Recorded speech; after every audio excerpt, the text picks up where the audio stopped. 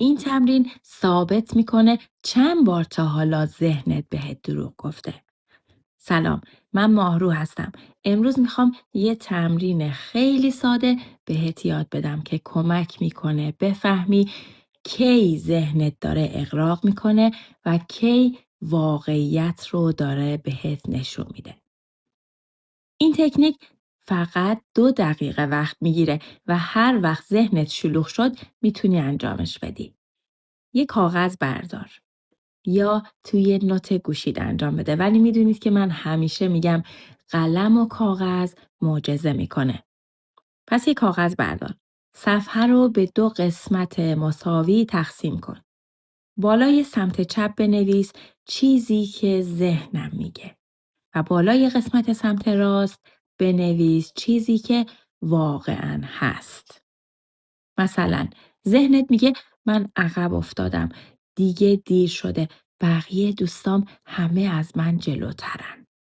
اینها رو بدون سانسور قسمت سمت چپ بنویس. الان نگاه کن ببین واقعاً چی هست. مثلا الان دارم تلاش میکنم، دارم یاد میگیرم.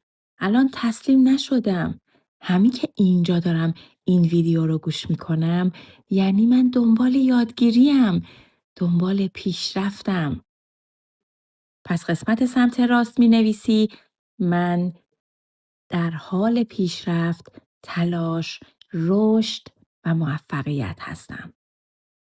مثال دوم، ذهنت میگه من همیشه کم میارم، پول هیچ وقت کافی نیست، هر چی میدوام بازم از همه عقب‌ترم. ولی واقعیت میگه الان خرجامو میتونم پرداخت کنم، میتونم زندگیمو مدیریت کنم. من که این ماه حتی اجاره‌مو پرداخت کردم، پول قبضا رو دادم، خیلی از قسطای بانک‌ها حتی اگه به کسی بدهکار بودم پرداختش کردم.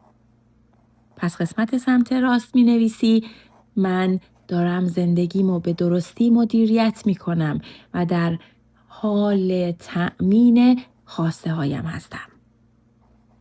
نکته مهم چی بود؟ ذهن آینده ترسناک می سازه. این تمرین تو رو برمیگردونه به واقعیت، به لحظه حال.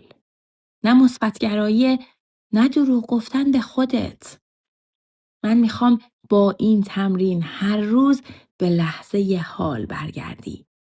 نه تو گذشته شناور باشی و عذاب بکشی، نه در آینده پرواز کنی و از لحظه حالت لذت نبری.